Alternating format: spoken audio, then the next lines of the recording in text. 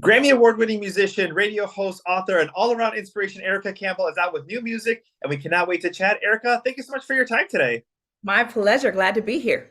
The new album, I Love You, out in store September 15th. It's also a big day for you in New York, but we have the new lead single, Feel All Right Blessed, which is out now. Yeah, it is. Yeah, folks are dancing to it, and my hope is that they understand that they are blessed. The Feel All Right challenge. I mean, I've been seeing on your Instagram, and the first of all, the song is amazing, but also seeing how it's inspiring other people, I think just takes it to a whole nother level.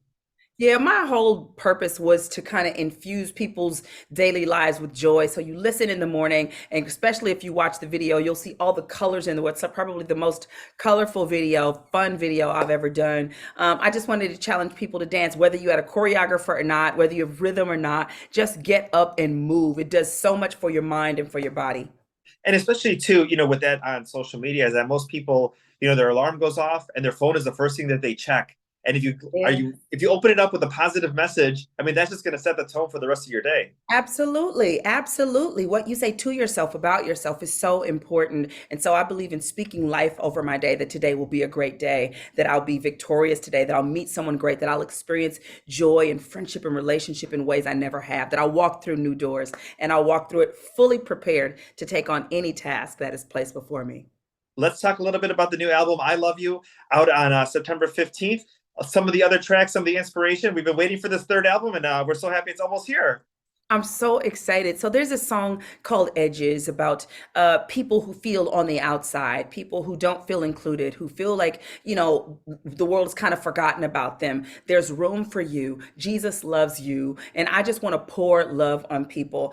There's some throwback songs to things that I grew up with as a little girl that I think will be beautiful, like Come to Jesus or Dear Jesus, I Love You. And just so much that I think lifts. The world's kind of out of touch with love. They've made love subject to the pain that I've gone through, the breakup, the disappointment. But love is powerful. It's life changing when it's good. But when it's bad, you don't have to take ownership of the bad. That was a bad experience. That doesn't have to be how you define love for the rest of your life. And oftentimes, you're so right about that. Is that so many people take that one bad experience and let it define future relationships, let Yeah. them be a reflection of themselves, and it's a hard thing to break. And I mean, it is, yeah. I mean, let's just talk about it. It is a hard thing to break and to change Yeah. that mindset. Well, if I'm honest, I was very good at breaking up. I mean, I know people don't usually say that, but I was really good at it. So I would give you a chance, and then when I realized it was over, it was done. I didn't go back. I didn't call you. I didn't want to find out who you're talking to. I didn't care. It didn't matter. I knew how to love fully and be honest with how I feel. But when it was over, there was a nice brick wall built around my heart, and you wasn't getting back in. So I don't know if that's good or bad, but Yeah. when I was ready to move on, I could move on freely without looking behind me. Will this turn into that? What's new? What's next? And believing in the power of love, the power of God's love, I believe equips me to walk into my tomorrows with great expectations, not worrying about if that will happen again, you know? Just the music, but it's the radio show. It's it's the books that you've written, the social media that you reach so many different people in so many different times of their life. Like sometimes people are like, I want to sit and read a book. Sometimes I'm like, I got to listen to my radio show, or they're scrolling through their social media. Like you never know at what point you're going to hit somebody and when your message is going to resonate with them. Yeah. Just talk a little bit about that impact that you have on your fans. It's wonderful, a little scary, all at the same time, because sometimes I'm pouring out my heart. I don't know when they're going to see it. I don't know when they're going to read it. Or if they will, the algorithms, you never know if people are going to get the message or not. But I feel like it's my responsibility, especially after I've come through a tough time, a difficult time, a painful time, a confusing time, a heartbreaking time, and I'm on the other side of it. If I can share some wisdom of how I got through, then I feel like I'm doing my part to serve humanity. You know what I mean? My heart was broken too, and I overcame it. I heard no in the boardroom too, and I kept going, and I'm here today. So it's a wonderful feeling. It makes me feel like I'm doing my part to make the world better in small ways, especially with the love of God and love of Jesus, that is so deep in my heart, makes me want to love other people. And that's really this record is not just a record, it's a movement. It's a love movement to get people reconnected to what love is, what love can be, how it changes your life, how it makes you better. And it's something that we all need. And one thing that I love about you and your platform is that whether how difficult it may seem on the outside or how difficult it may seem for you, you always share those things, whether it's about your relationship, your body image, your children, things that you're going through. And that helps to maybe connect with the fans, and maybe someone who doesn't necessarily listen to you all the time stop and like, did she just say what I thought she said? Because now, like, I've never heard anybody say these things before, and I know that like the words that are going to come out of her mouth and the advice that she's going to share and the story she's going to share is going to come from a real place, because these are things you don't hear, all that often. Yeah, I think people are sometimes afraid of the life that they have lived, because somewhere in people's mind they think we're all supposed to be perfect, and we're not, and we never will be.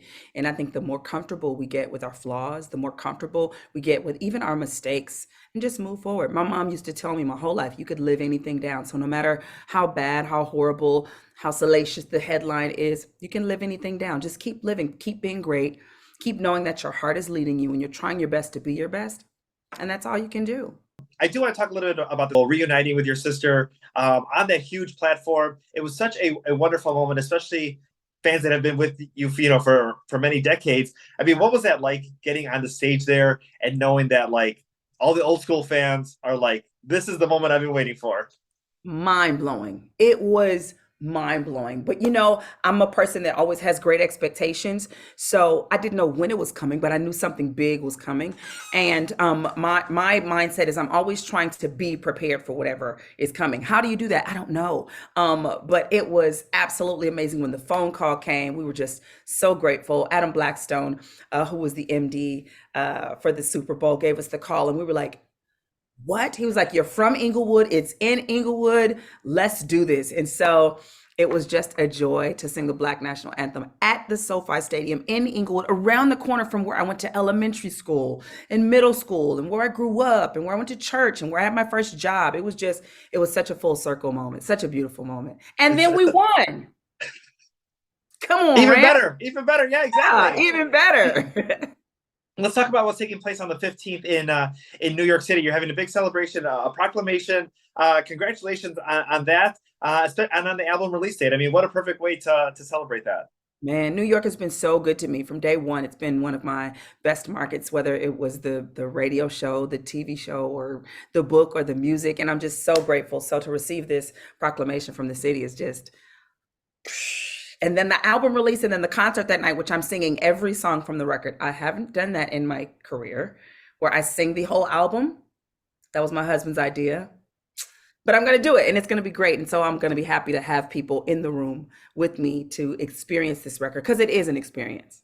And I want to say, just as a fan, I always appreciate that, because you always pick up the album from your favorite artist. You listen to all the tracks. There's some that don't maybe necessarily make the radio or are the most popular, but you're like, I like this. I want to hear it. So thank you for doing this for the fans, because you want to hear all the songs, and you get a different appreciation when you hear them live. Absolutely. Absolutely. I can't wait. The band's ready. The singers are ready. I'm getting my moves ready. And It's going to be exactly, so fun. and we are all ready. I Love You, the brand new album from Erica Campbell, coming out September 15th. And if you feel a little bit inclined, go ahead and do that chance, the Feel All Right challenge. Tag her on social media, and maybe she'll repost it. Absolutely. Thank you for your time today. Thank you so much.